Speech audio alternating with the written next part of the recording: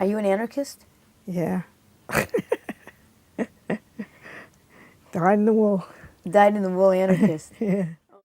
I'm an anarchist in two ways. I'm an anarchist by temperament, but I didn't figure out I was an anarchist by political and philosophy for a while, till I was about, I don't know, in my early 30s.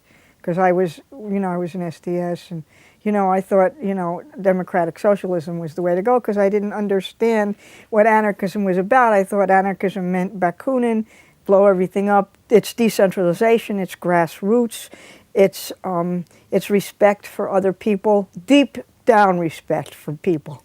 I mean, seriously, trying to put yourself and walk a mile in the other person's moccasins, or whatever you want to put it. I was born in Norwalk, Connecticut, on 72 South Main Street, which is my grandparents' house. And my grandfather moved there from Hester Street in somewhere around 1908, 1910.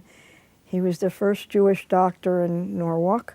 His father, sweated in a tailor shop to send his son, like all Jews, to medical school or to law school. So he went to medical school, and he was very fitted for that because he loved what he did. He truly, my mother said that he shared his life with his family. So at lunch, at the supper, the main meal was lunch, and everybody came home from school or work or whatever, and he would tell them about their cases and stuff. And he was really a remarkable person. He never took money if he realized they didn't have any money. He got paid in chickens and radishes and strawberries. And I remember this lady coming in with radishes and strawberries and beets and stuff. And he came to be consulted all over Fairfield County because he was a very, very good diagnostician.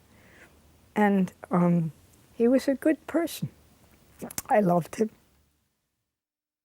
My mother had two sisters, and they grew up in this house in Norwalk, and the usual thing. The immigrants want their kids to go to school and get married good. If they're daughters, then they're supposed to marry nice and everything. So, what was your childhood like?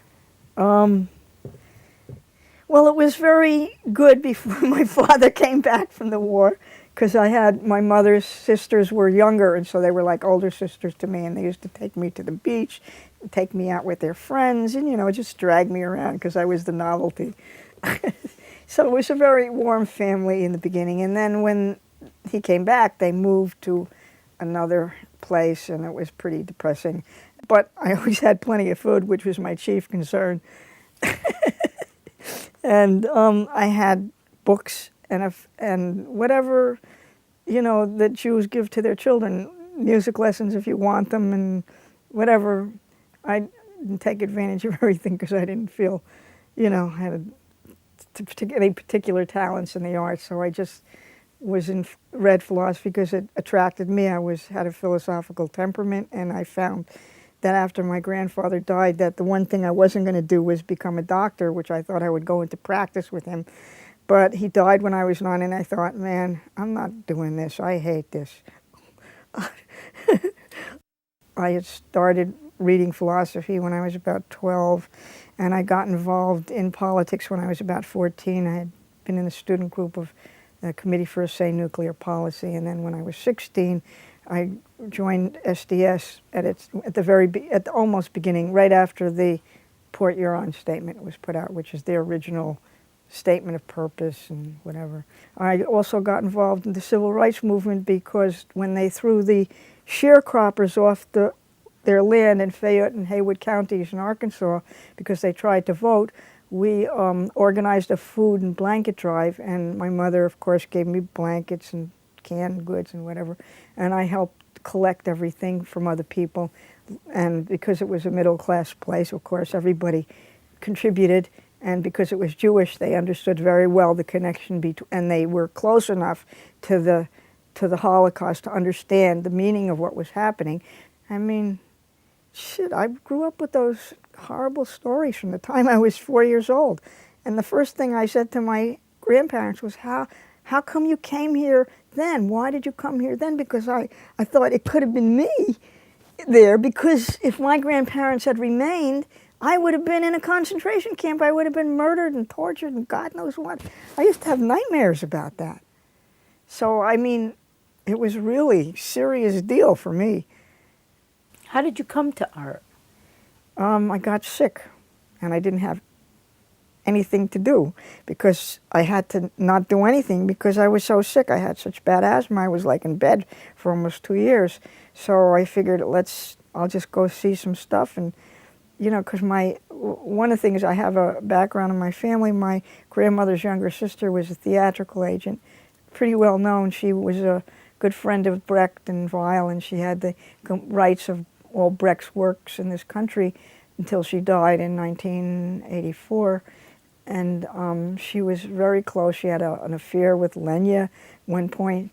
And I went to see all the Brecht stuff when I was little. She got tickets for me and my grandmother to go to the Theatre de Lys, which was the Lortel, to see Threepenny Opera when I was 14. And then she took me to see Brecht on Brecht. And she took me to see Mother Courage. And then one exciting thing she did is she took me backstage, and I met Lenya. That was incredible. And she told me something interesting, which I never know, that the original moguls in Hollywood were from this little region in Russia, and they were all these little Russian Jews who hired only shikses to play the main female roles, and it was really funny. And I remember that there was another story that's famous. The Marx Brothers once came into Louis B. Mayer's office, and they were waiting for him to come in. You know, they had an appointment, and they were sitting there, and he walks in, and they're totally naked, 4 of them. That was like a joke, right? I mean, you know, so it was not only loose here, but it was loose out there. Did your family accept you? Well, I didn't have the balls to be, well, she wasn't out to the family either, but I didn't have the balls to come out till I was almost 30. I was like 28 or 29. So you can see how I'm definitely your dyed-in-the-wool coward here. So when it was safe to come out, more or less. But were you always butch? Yeah, but nobody was like surprised or anything. So they, like, and my mother was pissed. She said, "Oh, you're a pervert." But you know, after a while, you know, that was in 1974 and 1994, around when my father was dying. She said, "You know, I want to apologize to you. I grew up in a small town. We didn't talk about these things, and I didn't even know that, you know, that my Aunt Bertha was gay until whatever." I said, "But, you know, the sisters knew, but they didn't say anything and whatever." So then she said, "But now I realize that gay people are just people and it doesn't matter." She really meant it. And since I was 4, I was a very aware little kid. I knew definitely I wasn't marrying a boy. I was going to marry a girl. Well, I knew I wasn't supposed to talk about it. I was smart enough for that. I kept it under my, whatever you want to call it. I kept it to myself. I didn't discuss it with anybody.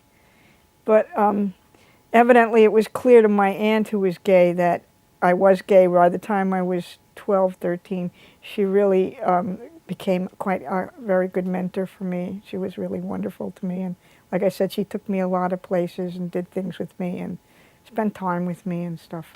And she didn't tell me specifically at the time that she was gay because she was afraid that I would let it slip by accident. I'm positive because, and you know, I have a loose, I was known for my big mouth. Not that anything important or big came out of it, but you know, I just blabbed a lot. The only way I wasn't a coward was I wasn't afraid to fight against racism, because I knew that racism meant anti-Semitism as well, and because I believed that people should care about each other irregardless of who or what they were, on a really deep level. It's really hard for me to describe my feelings. I'm just starting to recognize they exist. I mean, you know, I'm aware that I have them, but I mean, not as well as when I do Tai Chi and Qigong and stuff. I'm really beginning to get a more detailed picture of my inner landscape. I think being a teenager or being in your 20s is a lousy time of life personally. I wouldn't trade the wisdom I've gained over the years for any kind of youth or anything. And it's just that I know what's out there, and I know that I'm like smarter or whatever than average, but I also know that there are so many people that have so much more, that really know what they're doing, and I'm not at that point yet. I'm working on it.